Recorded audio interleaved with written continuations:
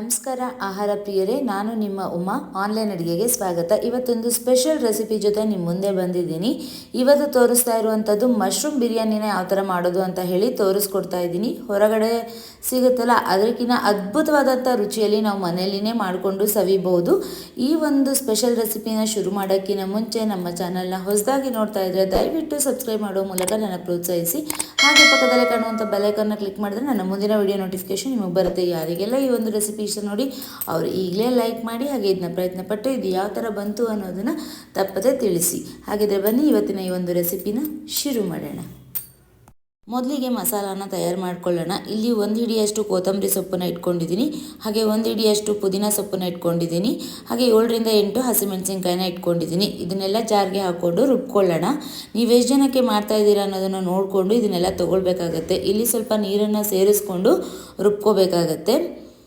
ನಿಮ್ಮ ಹತ್ರ ಶುಂಠಿ ಬೆಳ್ಳುಳ್ಳಿ ಪೇಸ್ಟ್ ಇಲ್ಲ ಅಂತಂದರೆ ಶುಂಠಿ ಬೆಳ್ಳುಳ್ಳಿನೇ ಇದರಲ್ಲೇ ಹಾಕ್ಕೊಂಡು ರುಬ್ಕೊಳ್ಬೋದು. ಈಗ ರುಬ್ಕೊಂಡಿದ್ದಾಗಿದೆ. ಬಿರಿಯಾನಿಗೆ ಬೇಕಾಗಿರುವಂಥ ಮಸಾಲ ರೆಡಿ ಆಯಿತು. ಈಗ ಕುಕ್ಕರ್ನ ಇಟ್ಕೊಂಡು ಅದಕ್ಕೆ 3 ಚಮಚದಷ್ಟು ಎಣ್ಣೆನ ಹಾಕ್ಕೊಳ್ತಾ ಇದ್ದೀನಿ. ಎಣ್ಣೆ ಬಿಸಿಯಾದ ನಂತರ ಹೋಲ್ ಸ್ಪೈಸಸ್ನ ಆ್ಯಡ್ ಮಾಡ್ತಾ ಇದ್ದೀನಿ. 2 ಪಲಾವ್ ಎಲೆ, ಒಂದು ಸ್ವಲ್ಪ ಜಾಪತ್ರೆ, 1 ಅನಾನಸ್ ಹೂವು, 8 ರಿಂದ 10 ಮೆಣಸು, 1 ಮರಾಠಿ ಮಗ್ಗು, 2 ಏಲಕ್ಕಿ, 4 ರಿಂದ 5 ಲವಂಗ, ಸ್ವಲ್ಪ ಕಲ್ಲು ಹೂವು, ಹಾಗೆ 1 ಇಂಚಷ್ಟು ಚಕ್ಕೆಯನ್ನು ಸೇರಿಸ್ಕೊಳ್ತಾ ಇದ್ದೀನಿ. ಇದನ್ನೆಲ್ಲ ಸೇರಿಸ್ಕೊಂಡು ಫ್ರೈ ಮಾಡ್ಕೊಳ್ತಾ ಇದ್ದೀನಿ. ಲೋ ಫ್ಲೇಮಲ್ಲಿ ಇಟ್ಕೊಂಡೆ ಫ್ರೈ ಮಾಡ್ಕೊಳ್ಳಿ. ಸ್ವಲ್ಪ ಕ್ವಾಂಟಿಟಿಯಲ್ಲಿ ಮಾಡ್ತಾ ಇದ್ದೀನಿ, ಹಾಗಾಗಿ ಕುಕ್ಕರಲ್ಲಿನೇ ಮಾಡಿಬಿಟ್ಟು ತೋರಿಸ್ತಾ ಇದ್ದೀನಿ. ಜಾಸ್ತಿ ಕ್ವಾಂಟಿಟಿಯಲ್ಲಿ ಮಾಡ್ತಾ ಇದ್ದೀರಿ ಅನ್ನೋದಾದರೆ ನೀವು ಓಪನ್ ಪಾತ್ರೆಯಲ್ಲಿ ಕೂಡ ಮಾಡ್ಬೋದು. ಈಗ 2 ಮೀಡಿಯಮ್ ಸೈಜ್ ಈರುಳ್ಳಿನ ಉದ್ದವಾಗಿ ಕಟ್ ಮಾಡಿಕೊಂಡು ಸೇರಿಸ್ಕೊಳ್ತಾ ಇದ್ದೀನಿ. ಈರುಳ್ಳಿ ಚೆನ್ನಾಗಿ ಕೆಂಪಾಗೋವರೆಗೂ ಫ್ರೈ ಮಾಡ್ಕೊಳ್ಬೇಕಾಗತ್ತೆ. 3 ರಿಂದ 4 ನಿಮಿಷಗಳ ಕಾಲ ಫ್ರೈ ಮಾಡ್ಕೊಳ್ಬೇಕಾಗುತ್ತೆ. ಎಷ್ಟು ಈರುಳ್ಳಿ ಹಾಕೊತೀರೋ ಅಷ್ಟು ರುಚಿಯಾಗಿರುತ್ತೆ. ನಿಮಗೆ ಹೆಚ್ಚಿಗೆ ಇಷ್ಟ ಆಗುತ್ತೆ ಅಂದರೆ ಹೆಚ್ಚಿಗೆ ಈರುಳ್ಳಿ ಹಾಕೊಂಡು ಕೂಡ ಮಾಡ್ಕೊಳ್ಬೋದು. ಬೇರೆ ತರಕಾರಿ ಯಾವುದನ್ನು ಬಳಸ್ತಾ ಇಲ್ಲ, ಈರುಳ್ಳಿನೇ ಜಾಸ್ತಿ ಹಾಕ್ಕೊಳ್ಬೋದು.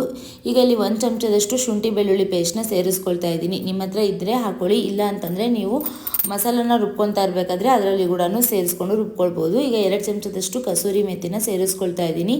ಇದನ್ನೆಲ್ಲ ಸೇರಿಸ್ಕೊಂಡು ಫ್ರೈ ಮಾಡ್ಕೊಳ್ತಾ ಇದ್ದೀನಿ. ಈ ಮಶ್ರೂಮ್ಗೆ ಕಸೂರಿ ಮೇಥಿ ಒಂದು ಒಳ್ಳೆ ರುಚಿನ ಕೊಡುತ್ತೆ. ಇದನ್ನು ಸ್ಕಿಪ್ ಮಾಡಲಾರ್ದೇ ಹಾಕೊಳ್ಳಿ. ಜಾಸ್ತಿ ಹಾಕೊಂಡ್ರೂ ಚೆನ್ನಾಗಿರುತ್ತೆ ಕಸೂರಿ ಮೇಥಿ. ನಂತರ ರುಬ್ಕೊಂಡು ಇಟ್ಕೊಂಡಿರೋಂಥ ಮಸಾಲೆನ ಹಾಕ್ಕೊಳ್ತಾ ಇದ್ದೀನಿ. ಇದನ್ನು ಹಾಕ್ಕೊಂಡು ಮೀಡಿಯಮ್ ಫ್ಲೇಮಲ್ಲಿ ಇಟ್ಕೊಂಡು ಫ್ರೈ ಮಾಡ್ಕೊಳ್ಬೇಕಾಗತ್ತೆ. ಮಸಾಲೆಯಲ್ಲಿ ಇರುವಂಥ ನೀರಿನ ಅಂಶ ಎಲ್ಲ ಹೋಗ್ಬಿಟ್ಟು ಎಣ್ಣೆ ಅಂಶ ಬಿಡಬೇಕು, ಅಲ್ಲಿವರೆಗೂ ಈ ಮಸಾಲೆನ ಫ್ರೈ ಮಾಡ್ಕೊಳ್ಬೇಕು. ಇದಕ್ಕೀಗ 1/4 ಚಮಚದಷ್ಟು ಅರಿಶಿನ ಪುಡಿನ ಹಾಕ್ಕೊಳ್ತಾ ಇದ್ದೀನಿ, ಹಾಗೆ 1/2 ಚಮಚದಷ್ಟು ಬಿರಿಯಾನಿ ಪೌಡರ್ನ ಸೇರಿಸ್ಕೊಳ್ತಾ ಇದ್ದೀನಿ. ನೀವು ಯಾವ ಬ್ರ್ಯಾಂಡ್ ಬಿರಿಯಾನಿ ಪೌಡರ್ ಬೇಕಾದರೂ ಉಪಯೋಗಿಸ್ಕೊಂಡು ಮಾಡ್ಕೊಳ್ಬೋದು.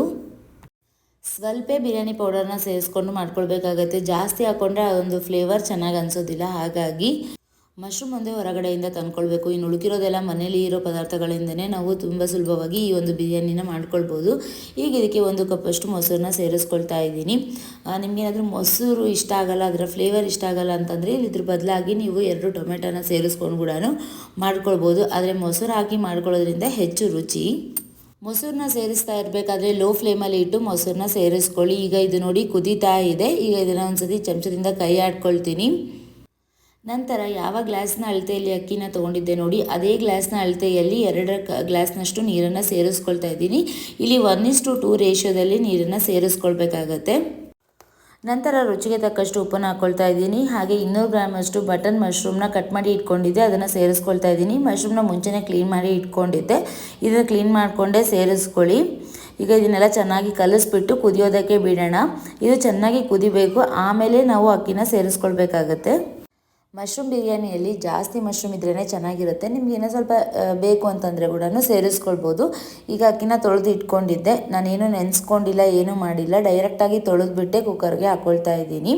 ನಾನಿಲ್ಲಿ ಉಪಯೋಗಿಸಿರುವಂಥದ್ದು ಸೋನಾ ಮಸೂರಿ ಅಕ್ಕಿನೇ ಉಪಯೋಗಿಸ್ಬಿಟ್ಟು ಮಾಡ್ಕೊಂಡಿದ್ದೀನಿ. ಇದ್ರ ಬದಲಾಗಿ ನೀವು ಬುಲೆಟ್ ರೈಸ್ ಆದರೂ ಉಪಯೋಗಿಸ್ಕೊಳ್ಬೋದು, ಅಥವಾ ಜೀರಾ ರೈಸ್ ಆದರೂ ಉಪಯೋಗಿಸ್ಕೊಳ್ಬೋದು. ಅಕ್ಕಿನ ಸೇರಿಸ್ಕೊಂಡು ಚೆನ್ನಾಗಿ ಕೈ ಆಡಬೇಕು. ಇದು ಕುದಿ ಬರಬೇಕು. ಕುದಿ ಬಂದಮೇಲೆ ನಾವು ಕುಕ್ಕರ್ ಲಿಡ್ನ ಕ್ಲೋಸ್ ಮಾಡ್ಕೊಳ್ಬೇಕಾಗತ್ತೆ. ಈಗ ಇದು ಕುದೀತಾ ಇದೆ. ಇದಕ್ಕೆ 2 ಚಮಚದಷ್ಟು ತುಪ್ಪನ ಸೇರಿಸ್ಕೊಳ್ತಾ ಇದ್ದೀನಿ. ತುಪ್ಪನ ಸೇರಿಸ್ಕೊಂಡ ನಂತರ ಕುಕ್ಕರ್ ಲಿಡ್ನ ಮುಚ್ಕೊಂಡ್ಬಿಟ್ಟು ಕೇವಲ 2 ವಿಸಿಲ್ ಹೊಡ್ಸ್ಕೋಬೇಕು ಅಷ್ಟೇ, ಜಾಸ್ತಿ ಹೊಡ್ಸ್ಕೊಳ್ಳೋಕೆ ಹೋಗಬೇಡಿ. ನೀರು ಕುದೀತಾ ಇರಬೇಕಾದ್ರೆ ನೀವು ಉಪ್ಪನ್ನ ಚೆಕ್ ಮಾಡ್ಕೊಳ್ಬೋದು. ಕಡಿಮೆ ಆಗಿದ್ರೆ ಇನ್ನೊಂದು ಸ್ವಲ್ಪ ಉಪ್ಪನ್ನು ಕೂಡ ಸೇರಿಸ್ಕೊಳ್ಬೋದು. ಈಗ ಕುಕ್ಕರ್ 2 ವಿಸಿಲ್ ಆಗಿ ಕಂಪ್ಲೀಟಾಗಿ ಪ್ರೆಷರ್ ಎಲ್ಲ ಹೋಗಿದೆ. ಈಗ ತೆಗಿತಾ ಇದ್ದೀನಿ ನೋಡಿ. ಮಶ್ರೂಮ್ ಬಿರಿಯಾನಿ ರೆಡಿಯಾಗಿದೆ. ನೆನಪಲ್ಲಿ ಇಟ್ಕೊಳ್ಳಿ, ಕಂಪ್ಲೀಟಾಗಿ ಪ್ರೆಷರ್ ರಿಲೀಸ್ ಆಗಿರಬೇಕು. ಅದಾದ ಮೇಲೇ ಓಪನ್ ಮಾಡಿ, ಇಲ್ಲ ಅಂತಂದರೆ ಅನ್ನ ಮುದ್ದೆ ಮುದ್ದೆ ಆಗಿಬಿಡುತ್ತೆ, ಚೆನ್ನಾಗಾಗಲ್ಲ. ಹಾಗಾಗಿ ಆಹಾರ ಪ್ರಿಯರೇ, ಇವತ್ತಿನ ಈ ಮಶ್ರೂಮ್ ಬಿರಿಯಾನಿ ನಿಮ್ಮೆಲ್ಲರಿಗೂ ಇಷ್ಟ ಆಯ್ತು ಅಂತ ಹೇಳಿ ಭಾವಿಸ್ತೀನಿ. ಮತ್ತು ಇನ್ನೊಂದು ರೆಸಿಪಿ ಜೊತೆ ನಿಮ್ಮ ಮುಂದೆ ಸಿಗ್ತೀನಿ. ಅಲ್ಲಿವರೆಗೂ ಧನ್ಯವಾದಗಳು.